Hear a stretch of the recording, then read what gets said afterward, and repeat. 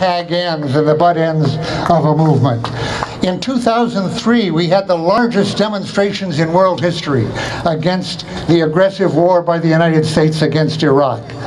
And I can't blame people for feeling that after those rallies, 15 million people worldwide in February 2003, that nothing happened. I can't blame them for feeling that being in the streets just doesn't accomplish anything, isn't worth anything. And I think that here we have an issue where we won't get people that number, but I think we can get an active movement of a kind we haven't seen for a dozen years now. In part, that's because when Bradley Manning brought out his information, which inspired me very much and which made him a hero of mine, I was asked just the other day on television, and by the way, I don't usually advertise times I've been on, but just this morning I did see one on NPR, which is very unusual for me, a whole 6-minute interview that is worth looking at from NPR. But one of the questions was, why the reaction to Snowden more than Manning? And I'm afraid there has been a much bigger reaction. And I think the first reason is very simple. What Manning was revealing was what the American empire was doing to other people, to foreigners, to civilians, to innocents, to babies, to people who were being tortured who were not American, to people who were being assassinated who were not American. And I'm sorry to say it as an American, but I don't think it's just an American limitation. I'm afraid it's a human limitation. Simply not to care as much about what your compatriots do, what your colleagues do, to people who are not us. People who are other, people who are different, people who are enemies, even if they're babies, who our leaders say will grow up into enemies. So it's harder to get people. What Snowden is revealing, of course, is something that comes home to us, that affects all of us. And I think there's a potential there for getting Americans, Republicans and Democrats, and Libertarians and Tea Party and others together on this issue to say, we don't want you in our homes, this has gone too far, and the dangers to democracy are too great. And to get people actually to act for democracy. So, what I'm here today is not to repeat the excellent facts you got here from Mark Klein and others. He was one of the first to bring these out. But to point to you some new confirmation that's come out, but also to raise the question of the broader scheme of how we need to think about this or focus this. Russell Tice. How many people here have ever heard the name Russell Tice? Let me hear. I see a few hands. I see about 8 people. Okay, I spent my time on PBS, again, the first time I'd ever been on, interestingly, in 40 years. And I spent the time to use the names that you've heard here before, and they may have gone past you. Veterans of NSA, Russell Tice, who worked on black programs, secret programs, illegal programs involving satellite systems. William Binney, who actually devised the system which they bowdlerized and took away the privacy protections from it that they're actually using now. Tom Drake, who tried to blow the whistle on this, and Kirk Wiebe, who helped, again, those 4 people. Wiebe, Drake, Russell Tice, and who was the other one that I mentioned? William Binney, right. And you can add the outsider, Mark Klein, to that. Okay, these people have all said, I, by the way, have been getting more credit than I have in 40 years, all of a sudden. Very positive attitude in the media for the first time, which I could lay back and coast on the grounds that Ellsberg did it right. Ellsberg is the good guy. Bradley Manning and Snowden are bad guys. They're very different. They're very different. Actually, I identify with them. I identify with their motives. I totally support. I think the differences between us, which do exist, are essentially irrelevant. But it's a very specific thing that's come up more. Well, Snowden is in Russia. He's not here paying the consequences of his crimes. Quote, well, I don't think he's done any crime at all. I don't think he should spend a day in jail any more than Bradley Manning. But if he were here, he would be exactly where Bradley Manning is now, incommunicado, possibly for years before his trial, no ability to take part in the debate on these issues, essentially being tortured by cruel, inhuman, and degrading punishment, which is in the form of solitary confinement. Of course, not confined to Bradley Manning. There are 80,000 people, I believe, in our solitary confinement right now. It is a form of torture for all of them, cruel and inhuman punishment. That would serve no one's purpose for him to be back here doing that. Now, the reason I mention Tice in particular is that he puts in two dots to be connected, which as yet, Snowden, I'm sure, knows the answer, but hasn't yet revealed the documents that make it clear. And Tice has been willing to say now, first on Sibel Edmonds' podcast, Boiling Frogs, but more recently on PBS, and that's the other reference I'll give you. Look up PBS NewsHour, Tice and Benny, and the full, not just what they put on the air, but the full interview, which they will give there, in which Tice says as follows: they both agree on the following. They are not just collecting metadata on every American, bad as that is. That does give them enormous power and blackmail power, but that's not what they're mainly doing. They are collecting, as Mark Klein put it, every word you say on email. It's being recorded. Is it being listened to in real time? As President Obama tells us, we're not listening to you. Kidding. To have one person listening to every two people on a phone line would take more people than he really has, even in NSA. No, he's TiVoing it. It's recording it all for later retrieval, along with all your credit card transactions, your whereabouts every minute of the day that you have an iPhone on you, etc. Do they have, quote, dossiers, as they deny? A dossier that was written out would be a room full of paper. No, they have just a little sugar cube of the kind that you can keep the whole Library of Congress in now when it comes to storage, and they can bring it all up when they want to. The other point that Tice makes is that when he was in the government, in NSA, in 2003, 2004, 2005, he had in his hands the full surveillance capability, surveillance action, phone calls of staff, home and office of Feinstein and Pelosi and Colin Powell, Secretary of State, and Justice Alito, which he held in his hands. Every Supreme Court justice being individually targeted, every member of the intelligence community being in intelligence committees being individually targeted, the people who control the budget and who are supposedly our oversight. Every journalist, every source, every news agency. These are things we don't yet have the documents on. We may, I hope, will get them.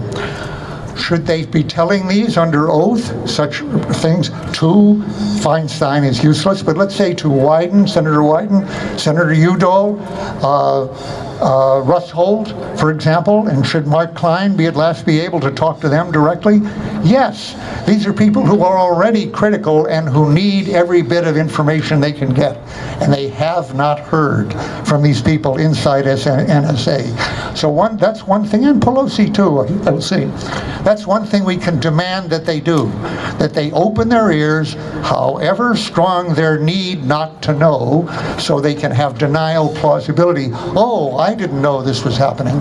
Make them accountable and responsible for what they're doing.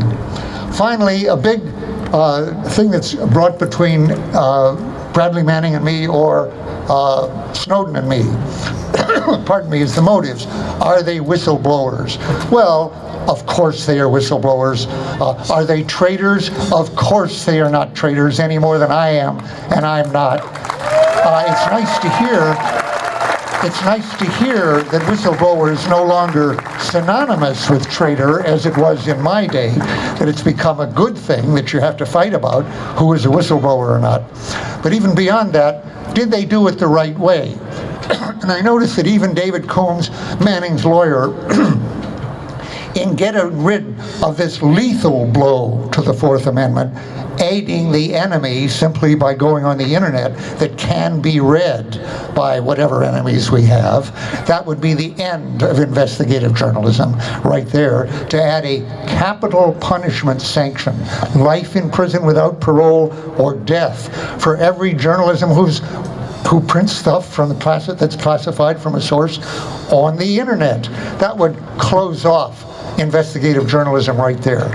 But the fact is that the prosecutions and the accusations themselves are extremely more than chilling. We're on the way to the death of democracy. We're not there yet. We don't have a police state, or I wouldn't be here. I would hope for you, all of us, be in detention at this point. That could easily be in our future.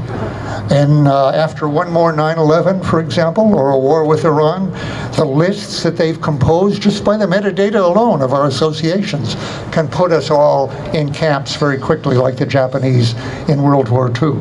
But there is something yet to combat. We're not there yet. And for once, the attention of the American public has been achieved by the drama, in part, of Snowden's own resistance, his own ability to resist the attempts of the government to silence him and put him where Manning is. Now, Combs' lawyer, speaking to a military judge, had to sort of apologize for Manning and say, he believed this, yes, he believed that, but understand, he was young and naive. Now, what is it that he was naive about? And Combs is explicit. He was concerned about the people we were killing and torturing in Iraq. Innocent people that he knew were innocent. He was concerned. He cared. And Combs said, isn't that nice that a young person should have such a concern? Of course, we, know better than that. And he felt that he could make a difference. He felt that a better world was possible and that he could perhaps contribute to that. He felt that the U.S. could change, possibly. Well, obviously, this is all naive, but, not in itself evil intentioned. Well, I looked at that and I said, well, wait a minute. I'm naive in all those ways. That's my life here. And moreover, I think we're in a very bad course here. Not just America, but humans. When you look at climate and you look at the continuing possibility for nuclear winter that can extinguish our civilization with the weapons that Obama is leaving on alert right now and in Russia. We're in a very bad way. As Gorbachev said to his wife at one point, things can't go on like this. I would say it's naive, the conventional wisdom, which Combs was alluding to, which is the opposite of all those things, our sophisticated, experienced, mature, older beliefs that, Tina, there is no alternative. Things are, if not the best of all possible worlds, the least bad of all possible worlds. We're the good guys, or if not always the good guys, the least bad guys compared to everybody. Individuals cannot make any change, so don't even think about it. A better world, a different world is not possible. So get with the project, go with it, get your salary, etc., and obey the leaders, take them for granted, and so forth. I think that way lies catastrophe. Now, they point to the fact that Snowden is in a country that has less free press than we do, Russia at the moment. He didn't choose to be there. He's there because they took away his passport and forced down a plane that might have taken him to Ecuador. But he is in Russia. Is that as free as the U.S.? No, it isn't. And neither is China. He didn't go to China, he went to Hong Kong. But even so, China and Russia are less free than the United States. Is a different world possible? Yes. A worse world is very possible, and that's the way we're headed. In fact, without a Snowden, without a Manning, I think I would have no hope, frankly. I wouldn't have the heart to stand in front of you and say, here's how we get to a better world and so forth. I wouldn't see what the hope is. But the response to Snowden has showed me that there is some leverage here. There is a possibility to use our remaining democracy and see that we don't lose the rest. I have made a point of seeking out other whistleblowers over the last 20 years, and I admire them all, and I feel a family connection with all of them. But 3 people I identify with very strongly.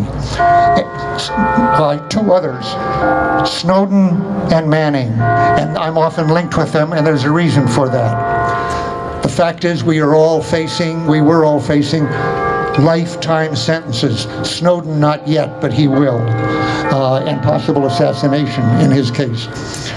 So what I see are 2 other people like myself who are willing to risk their lives, life in prison, or even assassination. They both mentioned that as a real possibility, and they're right, in order to keep this country from becoming like Russia or China. And to do that, they have to be in a country that can stand up to the U.S. and not hand them over to torture and incommunicado. And Russia turns out to be a place like that. Venezuela would be better, Ecuador, Bolivia would be better, but we won't let them get there. It's up to us to see whether we achieve what they have each said was their highest hope. Informed discussion, investigation by Congress, and that cannot be by Feinstein's Intelligence Committee or the Intelligence Committees. They are totally co-opted. They are totally instruments of the intelligence community and secrecy. Can it be other members in Congress? Well, there were 205 the other day who voted against their own party's leadership, Republican and Democrat. The majority of Democrats voted against Nancy Pelosi's arm twisting on this issue. So for the first time, there is something to work with, and there is something that is worth your lives to try to hold on to and regain the democracy that we have with all its flaws and limitations. We can do better than the way our leaders are taking us, and Manning and Snowden are holding up the model. Thank you.